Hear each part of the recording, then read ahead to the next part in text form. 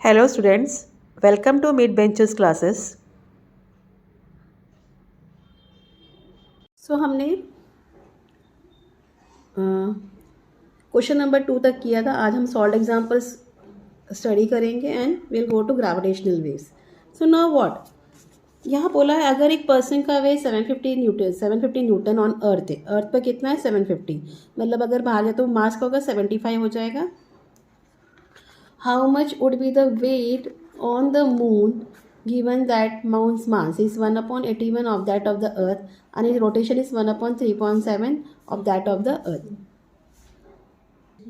So क्या दिया है? Weight on earth is 750 Newton.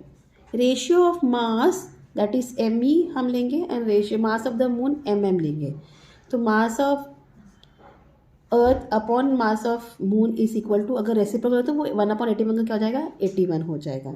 Ratio of radius of earth to moon that is RE upon RM that is 3.7. ठीक है, इतना part clear.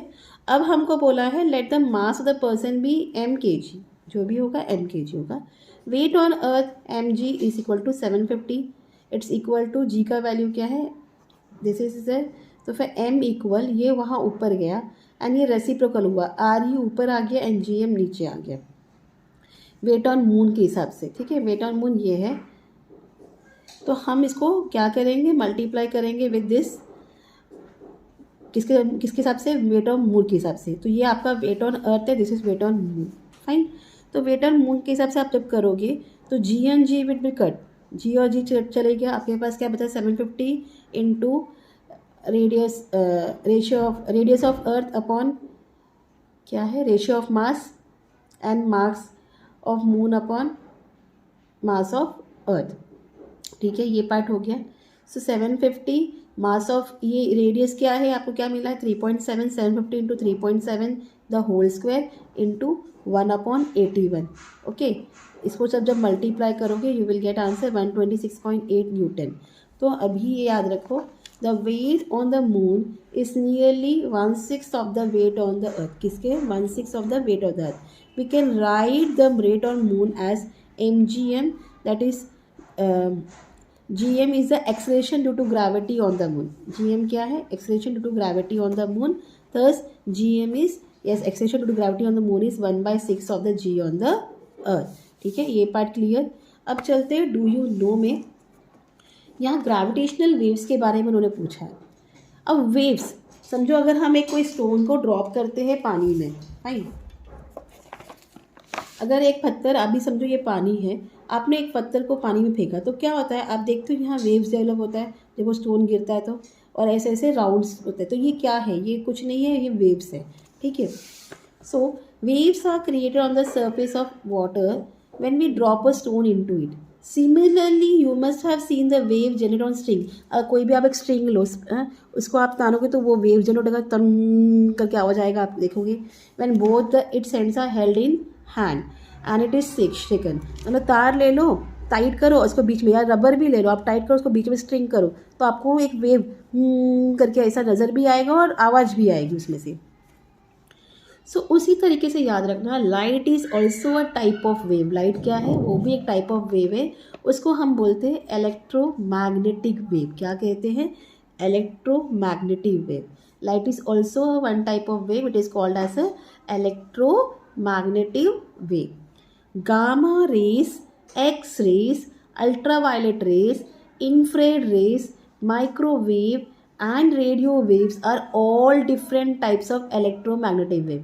कौन से rays, gamma rays, x rays, ultraviolet rays, infrared rays, microwave and radio waves. ये सब different types of क्या है, electromagnetic waves है. क्या है, इलेक्ट्रोमैग्नेटिक वेव्स. वापस ध्यान रखो, light is also a type of wave, उसको क्या बोलते हैं हम, इलेक्ट्रोमैग्नेटिक वेव. तो डिफरेंट टाइप्स ऑफ जो रेस है वो भी अलग टाइप के क्या है, वेव्स है. That is gamma rays, X rays, ultraviolet rays, infrared rays, microwave and radio waves are all of different types of electromagnetic waves. ठीक है, इतना part clear. Astronomical objects emit these waves and we receive them using our instrument. जो हमारे galaxy में, जो हमारे space में जो एस्ट्रोनॉमिकल ऑब्जेक्ट्स है, अदर प्लैनेट्स है, सन है, मून है, बहुत सारी चीज़ें हैं ना, तो ये जो है एस्ट्रोनॉमिकल ऑब्जेक्ट्स वो भी एक वेव प्रोड्यूस करते हैं। और जो हमारे इंस्ट्रूमेंट सैटेलाइट के तौर पर या वो प्लैनेट्स के ऊपर भेजे गए हैं, मंगलयान जैसे हो गया या चंद्रयान हो गया, तो वो इंस्ट्रूमेंट्स क्या करते हैं, वेव्स की भाषा को समझते हैं, ठीक है। Astronomer emit this waves and we receive them using our instrument. All our knowledge about the universe has been obtain through these waves. जितनी भी हमें आज तक जो भी नॉलेज है हमारे गैलेक्सी को लेके, हमारे स्पेस को लेके, यूनिवर्स को लेके, ये सब हमने किससे फाइंड अप किया है, ये वेव्स से मिला है, ठीक है। Gravitational waves are a very different types of waves. They have been called the waves on the fabric of a space-time। क्या बोलते हैं इसको, waves on the fabric of space-time। Einstein predicted their extinction in 1916। जो हमारे Albert Einstein थे उन्होंने predict किया था ये वेव्स के बारे में in 1916, ओके 1916 में। These waves are very weak and it is very difficult to detect them। ये वेव बहुत वीक है यानी इतना आसान नहीं है आप उसको डिटेक्ट करो, ठीक है। Scientist have constructed extremely sensitive instrument to detect the gravitational waves emitted by astronomical sources. तो साइंटिस्ट ने ऐसे ऐसे इंस्ट्रूमेंट्स बनाए हैं जो डिटेक्ट करते हैं ग्रेविटेशनल वेव्स को। किससे निकलता है, जो हमारे अदर प्लैनेट से, अदर जो भी एस्ट्रोनॉमिकल ऑब्जेक्ट्स है उससे निकलता है, okay. Very extremely sensitive instruments. Among these, LIGO, L for laser, I for interferometric, G for gravitation wave observatory, LIGO.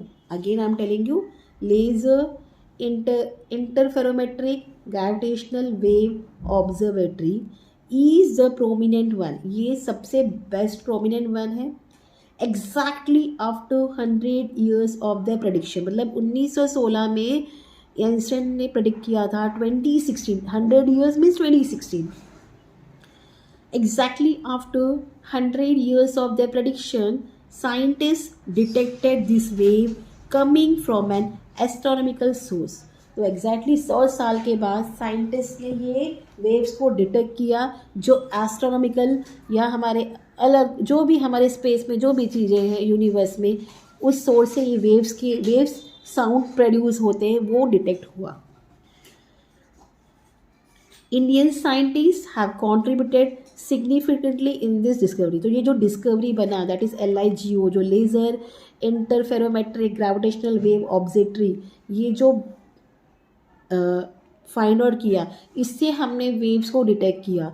तो इस चीज़ में बनाने में हमारे इंडियन साइंटिस्ट का भी हाथ है।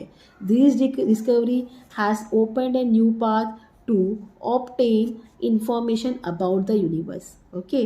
तो ये डिस्कवरी से हमें और नया रास्ता मिल गया कि हम और ज़्यादा इंफॉर्मेशन हमारे यूनिवर्स के बारे में जान पाए।